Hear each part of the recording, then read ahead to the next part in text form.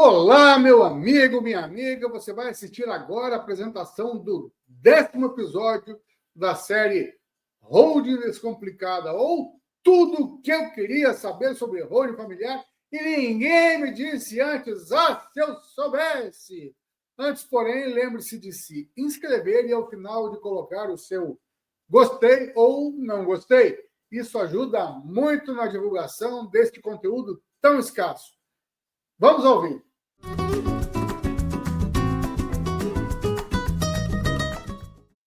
A evolução da holding familiar no Brasil. Como as famílias brasileiras começaram a reagir aos riscos da sucessão tradicional.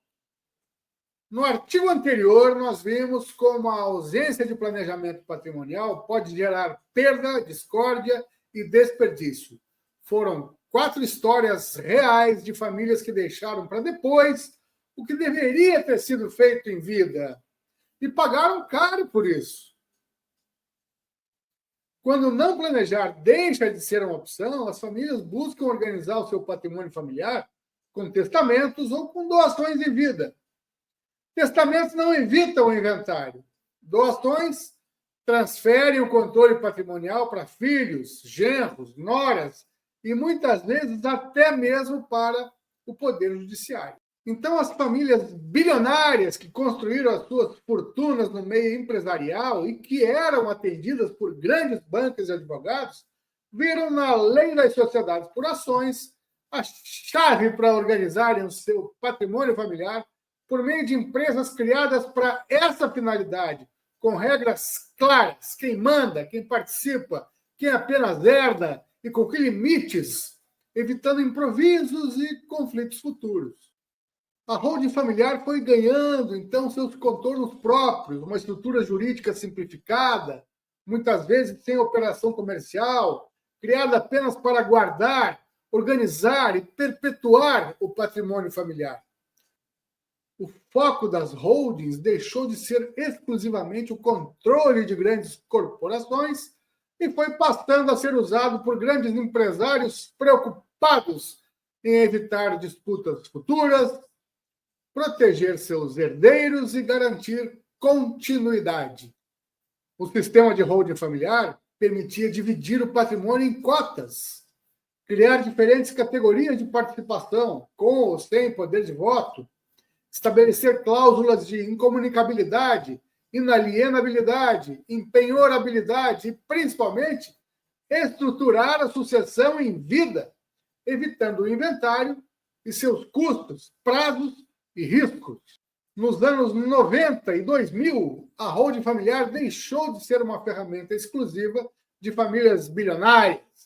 Começou a ganhar espaço entre médicos, advogados, comerciantes e, especialmente, entre produtores rurais com patrimônio consolidado e filhos em idades diferentes.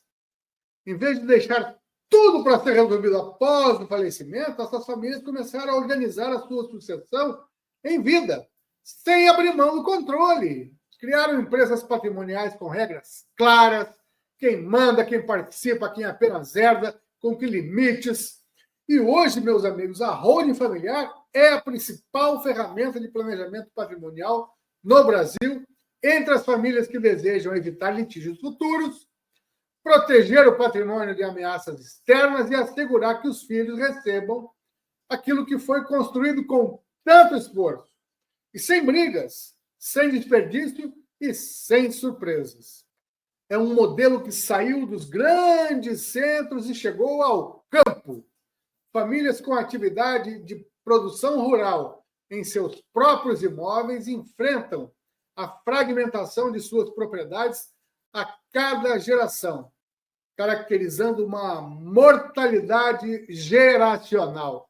Leia-se, a cada inventário, os custos de produção são inversamente proporcionais ao tamanho das propriedades. E mais, é muito difícil dividir propriedades rurais de maneira justa, pela própria natureza do relevo, da hidrografia e das áreas de preservação encontradas em cada propriedade. Por eliminarem a necessidade de fracionar a propriedade, os sistemas de holding familiar mantém a escala de produção, favorecendo a busca de melhores práticas e maiores resultados. Além disso, permitem a organização do trabalho tanto da porteira para dentro como da porteira para fora, podendo contar com familiares e outros profissionais nos diversos setores do agronegócio daquela família. Para a sua família, como essa estrutura pode funcionar? Já pensou nisso? A holding familiar não é um produto de prateleira, com modelos que servem para qualquer família, qualquer patrimônio, quaisquer objetivos. Tampouco deve ser confundida com blindagem patrimonial, expressão inadequada para o que se busca com essa estrutura. A sua elaboração é, sim, complexa, detalhada e sempre feita sob medida, conforme os valores, o perfil e os objetivos de cada família. É uma ferramenta jurídica poderosa, em que cada passo e cada cláusula tem a sua finalidade e o seu momento mais adequado para se executar. Concluindo, meus amigos, ao profissional de holding familiar não basta conhecimento jurídico e acompanhamento nos movimentos do fisco. É preciso que compreenda os impactos das relações interpessoais envolvendo familiares e agregados, os objetivos daquela família e a caracterização dos diversos cenários que podem vir a acontecer, para que a estrutura construída seja firme, sólida e estável. Na próxima semana, nós vamos conhecer os erros mais comuns dos sistemas de holding familiar.